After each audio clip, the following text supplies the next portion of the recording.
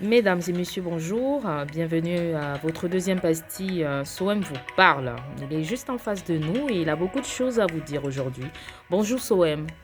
Bonjour à toutes et à tous. Alors, je vais essayer d'être le plus sérieux possible parce qu'on me dit souvent, ouais, tu rigoles et tout. Mais là, même quand je rigole, je suis sérieux. Alors aujourd'hui, on parlera de quoi? Alors, tu m'as parlé de choc de Culture, culture. Alors, oui. j'aime pas trop ce concept parce que choc de culture, j'ai l'impression que c'est un accident. Non, je vais dire plutôt différence culturelle en France. Oui, il y a des différences culturelles et c'est ce qui fait la richesse de la France, hein, pour moi, hein. Alors, et c'est quoi? Qu'est-ce que c'est que le choc culturel? Ou alors, qu'est-ce que c'est que la différence ou les différences culturelles? C'est quoi en fait? C'est quoi la signification de ce groupe de mots? Bah, disons qu'en France, paraît-il qu'on a une culture française. Alors souvent c'est l'agroalimentaire, on nous parle de vin rouge, de fromage, etc. etc. Mais il n'y a pas que ça en fait. Alors il y a aussi la démocratie, la laïcité. Et quand des pays, des personnes de pays, j'ai envie de dire pauvres, entre guillemets, ou en voie de développement, ou des réfugiés politiques viennent ici. Alors quand ils se retrouvent dans des communautés entre eux, parce que socialement ils ne peuvent pas s'en sortir, c'est sûr qu'ils se retrouvent ensemble, et c'est très dur à pouvoir s'intégrer, ou en tout cas c'est plus compliqué pour eux. Pour eux. Par rapport à quelqu'un qui vient ici en tant qu'étranger, Mhm. avec toute sa civilisation agroalimentaire, ou peu importe, mais qui a de l'argent, il s'intégrera plus facilement, Donc, il c'est une acceptera. question d'ordre social en fait. Oui, d'ordre social, bien sûr. Puisqu'en fait, on crée des communautés quelque part. À un moment donné, c'est des communautés. Communautés comoriennes, tunisiennes, Mhm. etc., etc. Alors, pourquoi, je ne sais pas. Je pense que ça fait pas mal de temps. À l'époque, les politiques voulaient faire ça pour que les personnes s'y retrouvent ici. Donc, ils ont créé des communautés algériennes, asiatiques, africaines.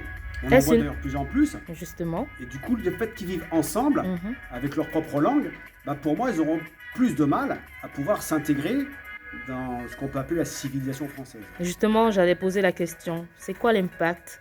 Est-ce que l'impact, il est négatif ou il est positif? Parce que le fait d'être en communauté, est-ce que ça n'exclut pas le vivre ensemble? Alors ça dépend ce que l'on recherche.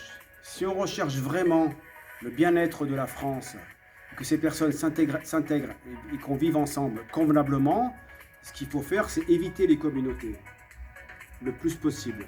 Ça, c'est si ce que veut la gouvernance.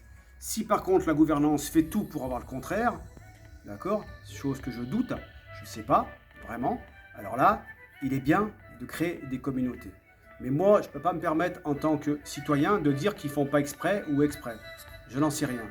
Je sais une chose que, je vous donne un exemple précis, je suis ancien footballeur et je jouais dans un club et souvent on a rencontré les Portugais d'un tel, les Espagnols d'un tel, le Maccabi, l'AS algérienne, etc.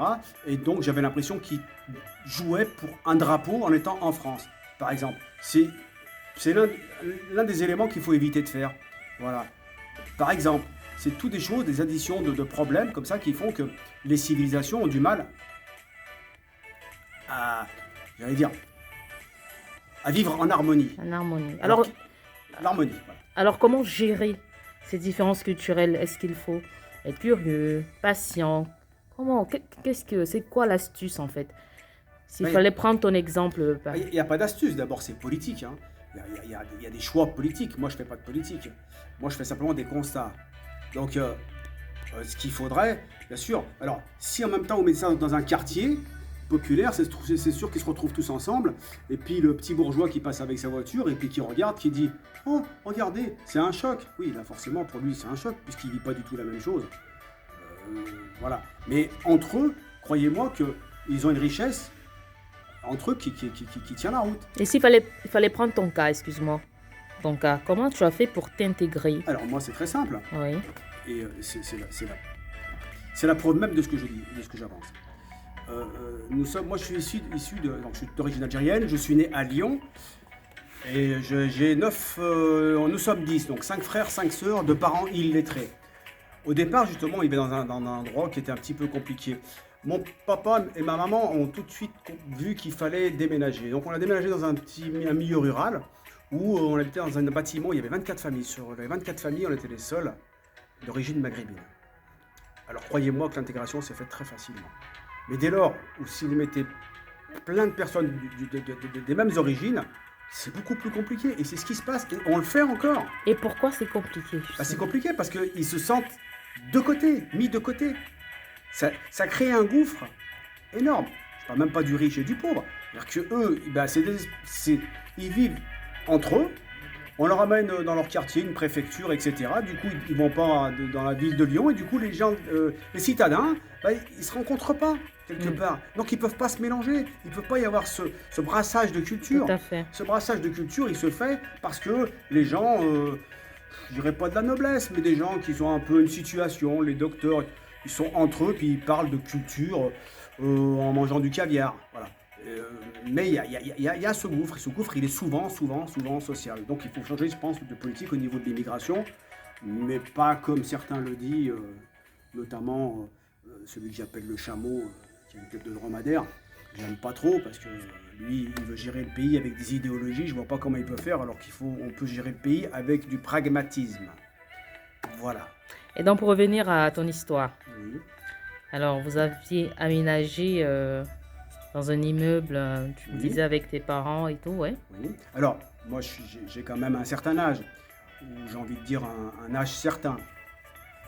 Mais à l'époque, on ne vivait pas pareil. C'est-à-dire que ma maman allait en bas, faisait des pelotes de laine, elle parlait avec Madame Garnier, Monsieur Durand. Il y avait une certaine cohérence entre eux. Alors, ils étaient curieux de savoir comment ma maman vivait. Quand c'était l'Aïd, elle donnait des gâteaux. Tout se passait bien. Parce qu'il y avait vraiment un mélange, voilà, de culture et de culture, que ce soit française ou autre, parce qu'il y avait aussi des Espagnols, des Italiens, et c'était, voilà, ça fonctionnait très bien. Après, ben, le monde a changé, pourquoi? Parce qu'il y a plus de population, et la politique a été différente, et le mode de vie a été différent. Alors je parle même pas d'Internet, chaque fois j'ai l'impression de critiquer Internet, mais ça n'a pas arrangé les choses. Voilà, donc aujourd'hui, je pense pas qu'il y a des chocs culturels.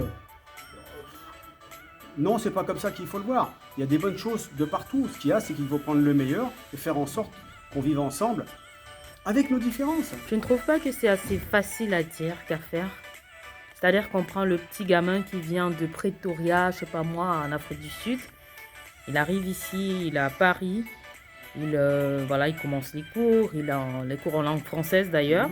Il n'a jamais peut-être entendu parler du français. Enfin, il ne connaît pas le français. Oui, oui. Et puis je là, comprends. boum, Mais c'est tout toujours pareil. chamboule. C'est toujours pareil, ça dépend. Si c'est un réfugié politique, si vous retournez dans le pays de naissance, ça dépend ce que les personnes veulent faire.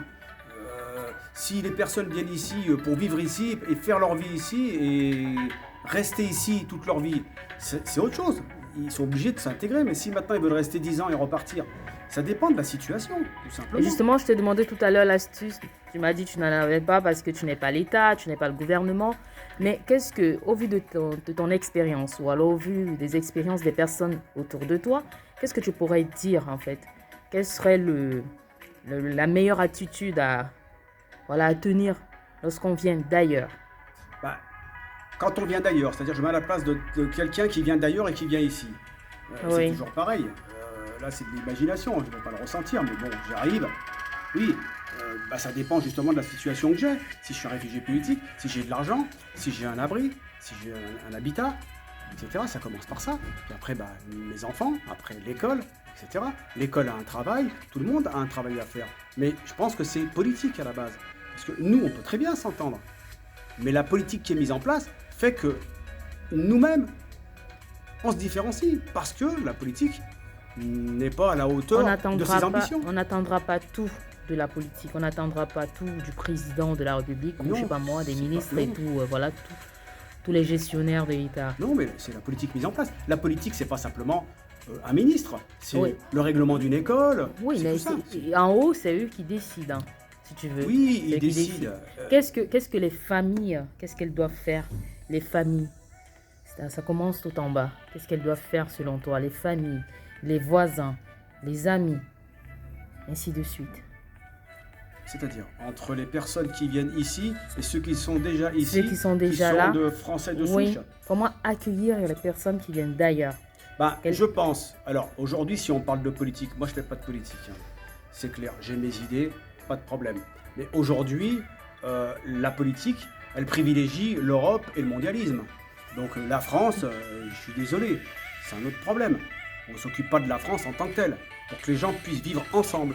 Et ça, on en oublie l'essentiel. Et Pour que... être meilleur ailleurs, il faut déjà bien vivre chez soi. D'accord.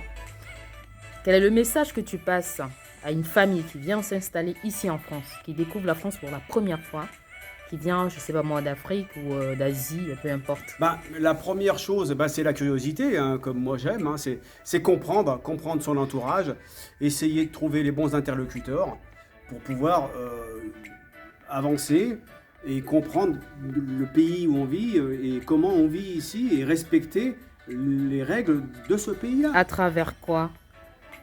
À travers la société en général, c'est-à-dire l'école, ça peut être la mairie, ça peut être l'assistante sociale, ça peut être la voisine ou le voisin, c'est tout ça.